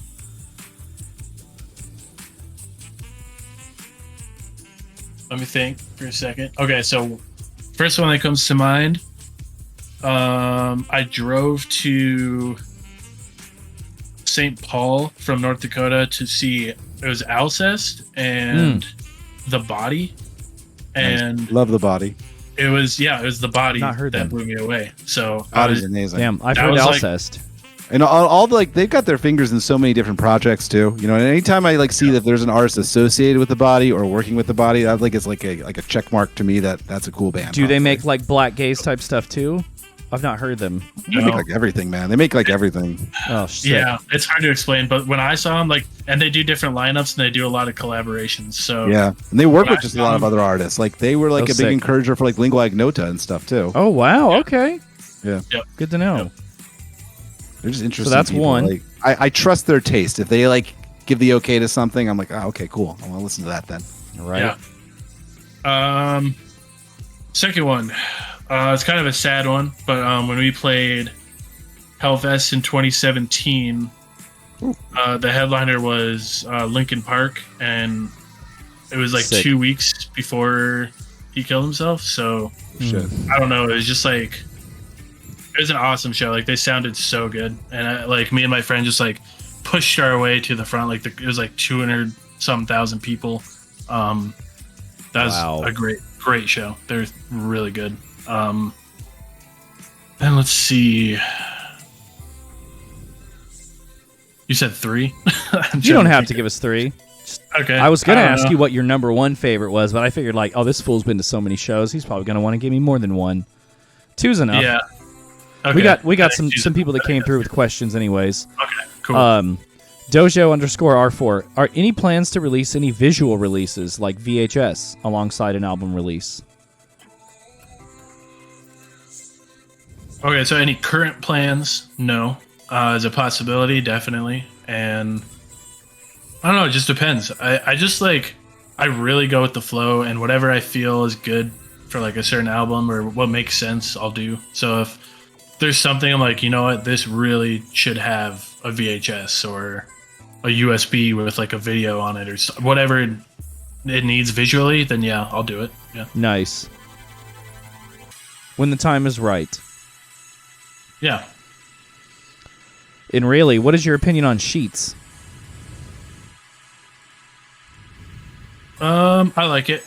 When we're on the road, we always try to stop like at a truck stop over just a gas station because I don't know, there's just Way more shit. more to choose from. You can take more a to shower. eat. So we'll always stop at like a Love's, Sheets, Wawa. What else is there? You ever go to Buc-ee's? Oh, I love Buc-ee's. Yeah, every time we're Buc-ee's in is Texas. a shit. And Skelly, have you ever been to a Buc-ee's? No, I've never been Tim, to you a gotta Buc-ee's. go. Oh, Their gas sucks, but Boy, their cons. I gotta try it out apparently though. Los dude, Buc-ee's. it is crazy. It's like Really? If Oh you don't wow. like people, you won't like it because it's like a madhouse. Yeah, in it's there always every time fucking I go. slammed. Oh no, I love people. They like Wow, make their Buc-ee's. own like barbecue. Shoplifting? They make Holy Really shit, easy. their really? own like beef jerky, dude. It's That's nuts. It's just crazy. Yeah. Where are your That is scrubs, really dude? nuts. You'll walk out with like $40 worth of stuff. Oh, oh my goodness Yeah. gracious. Yeah, those- Rofo Mofo. Question: if you've listened to either Ween or Bloodhound Gang, which do you prefer? It's so weird. I have listened to both. I just don't feel strongly about either, to be honest. I definitely think Ween is preferable personally. but- Yeah, I don't know. It's like one of those bands where I'm like, I kind of want to hear this song, so I'll put on a song maybe once, Right, like I when we're feel on the that. road or something. But I got a Yeah. question for you. Are you like just off topic? Are you a listen to albums start to finish type of guy, or do you like the shuffle button? okay, so if I'm at home, 100% album front to back. That's what I Nice. listen to all day, every day. Whether it's something I'm about to put out, like if I'm working on any layout, I listen to the album while I'm working on it every time. That makes perfect sense. Yeah, or like if I'm like, oh, I want to like, just like I said earlier about the Grateful Dead. Oh, I want to check out this band. I'll listen to a full album front to back. Of course. But then if I'm like driving on the road trip, on tour, total crazy hodgepodge of single songs, random. Yeah. Like I feel I'll like play that's one more and fun. I'll be like, oh, this reminds me. What about this song? And then I'll play that song and I'll be like, oh, this reminds me of this band. And then it just goes all over the place. And last tour, we did something cool. We had like a Spotify group session, and so everyone in the van could add stuff to the queue. And so it was that's constantly, really cool. Everyone's It's like a song throughout turntable the van. session. Yeah, and we're also like trying to like match what we were listening to sort of the area we were driving in. Yeah. The best that we could. Dude, So that was you know, kinda fun. one of my favorite things, this doesn't happen super often, but like a couple times with Lux, like we would have like a turntable room, and I'd be like I'm gonna pretend I'm the DJ that has to like follow up the song that you played. I'm gonna put something on that like is in the same vein of what you played. Exactly. We're just gonna see what happens. Yep. Yeah, that's what we kind of naturally just started doing that. Like, Right. if someone was playing like a certain vibe or some, we would find some. Oh, well, I know this band or this artist who kind of sounds like that. Like I if you put on Horse and the we had- Band, I could play Genghis Tron, you know, and then Yep. you could put some other grindcore on, or you know, we could make our way to some other totally removed genre, little by little. Exactly. It's so fun. That's some Makes fun the shit. drives go fast. Absolutely. Yeah. Oh man, we're almost out of time, guys. You can throw a couple more questions in chat. In the meantime, while we wait, let me ask you. Now that you've told us your favorite live shows, why don't you tell us some of the worst live shows you've ever been to? ElectroniCon 1, ElectroniCon 2. No, I'm just kidding. Just kidding. Little friendly rivalry never hurt anybody. Probably some of the shows I played were the least favorite. Like those shows where there's just no one in the audience, or even if there's like 20, 30, even 40 people, but the energy is just like everyone's just kind of standing there looking at you. No one's even like bobbing their head. That's like the worst feeling in the world to me, and I hate it so much. Like those are like my least favorite shows. And if you're talking about like bands I've seen live, least favorite, it's hard. It's living in North Dakota, like I had to go out of my way to like go to shows. Really? Yeah. So dude, I was I way know more that selective. feeling. So like the shows I went to, I pretty much knew I was gonna like. Do you know what I mean? Like I wasn't gonna drive like 8 hours to Minneapolis to watch. I'll check these guys out. Like I kind of knew I would like them. Check them out. 8 hours away. I lived 2.5 hours away from guarantee it Austin, doesn't- Texas in undergrad. I did not know how good I had it. Oh my Yeah, goodness. for Ghost Bath, they all live in Minneapolis. I lived in Minot, so it was 8 hours for practice writing. Fuck, wow. God, what the fuck? You guys were committed. Jesus Christ. Roche Corp with a great question. What can we expect from your upcoming performances at Slushy Fest? I don't even know that because I've never played anything live besides like a band metal rock stuff. So I don't know, but I think doing something new, you can have like, happy accidents. Yeah. Having somebody come in who has what do you call it? Like not beginner's luck, but like ignorance almost. Yeah. It's Right. like how things are Interesting supposed way to of be putting it. done. Yeah. Can lead to like an interesting or something new in a live setting. So I don't know. Good. I guess we'll see. I play first, so get there early. That's Right. revealed man. just now. So, I'm brand new, so I was like, I can play first because I don't know. All these other artists have been like touring and playing. I'm just getting started, so I'll open up the show. Right. And You're going to have so a good if you can time get either there. way. Awesome. It's gonna be I'm great. just gonna have fun with it for sure. Oh, shit. Smash Awesome. that motherfucking dice.fm link. Lux wants to know when the schedule's coming. I don't actually know. I think we're about to send out like a FAQ sheet to all the artists that has like, you know, all the important info. We're just getting that together. Like I said, it's all been kind of a scramble. So I just need to talk to Pad and figure out exactly when we're revealing like the lineup and stuff like that. I don't know yet. Nice. Well, it's going to be a good time, guys. Get your tickets while you can. We have some 2 different visual artists dedicated, one to each stage. So it's always going to be like... Isn't Video Punks one of them? Video Punks, Dolphin Uppercuts helping, Videodrome TV helping. Videodrome's a homie. They are busy. Yeah. So we're going to have like all them. Plus, I mean, the venue has its own lights we're going to be using. So cool. Nice. It'll be cool. Yeah. Yeah, it's going to be awesome. I'm definitely excited. You know, obviously, we've got less than 10 minutes left, so if you want to go like full send into Slushy Fest promo, Slushy Fest FAQs. Anything you want to know about where's Slushy it Fest? at? Where's it at? When's it start? They have been blowing the link up in chat, so don't worry about that. What does it cost? Cool. All right, so it's at a place called The Meadows, which I've played with my band before, so I know it's a super sick venue. There's 2 stages. One is indoors and one is out back. They're both pretty sick areas. Like, let's see. There's like a side area away, like the stage area. There's a side area where people will be selling merch. So it's not directly in front of the speakers and music. So you can kind of, you know, that's good. You'll be able to like hear people talking. Smart thinking. A little better, yeah, because the speakers tell are this man's facing played a lot of here shows. And on the other side. I'm going to be bringing like a ton of stuff. I just opened my clothing store. I'll have a ton of clothes, vinyl, cassettes, all that sort of stuff. So will Pad.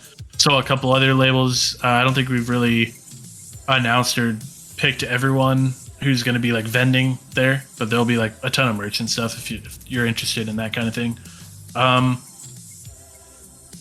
Let's see. I know Pad got like, I don't know what he bought. He bought a bunch of different blow up things. He bought all kind of different stuff to make it a party. So, you know, it's they did that at Midwest Aesthetic.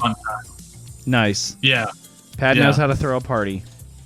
Definitely. Like I was at his Shrek rave when he came to Pittsburgh. Nice. Oh man, it was crazy. I was like up on stage in like a pirate hat. Oh, nice. Like dancing behind him on stage. That was fun. Vaporwave's best hype man. Exactly. Absolutely. I'll keep it hype for sure. And I think we also tried like for some of the more contemplative slush wave, slower stuff. I think it'll be super sick because no one's gonna be playing like in the broad daylight. It'll be kind of darker. Like I remember Desert Sand last year when he played at Econ. You know, it's like a bright room. Yeah. I didn't really like the speaker system in there too much, so I'm hoping we can make it sound we really made good. the club. We made what we could out of that club stage, didn't we? But exactly. I don't think Lux wanted to really play in that environment either. But it worked out super well. Yeah, definitely. I just think if you've seen Desert, I think you'll really enjoy him at this venue with this setup.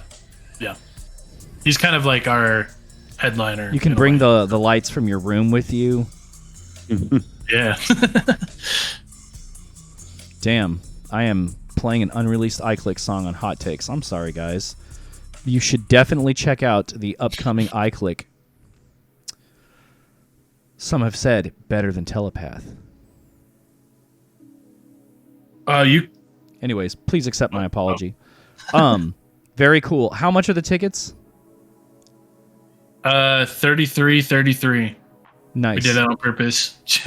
Nice. We kept setting the price differently because Dice will automatically add the fees and everything, so it's that's the price you pay. So we upped it and lowered it until it hit that exact price. And I think it's at that price only until Thursday.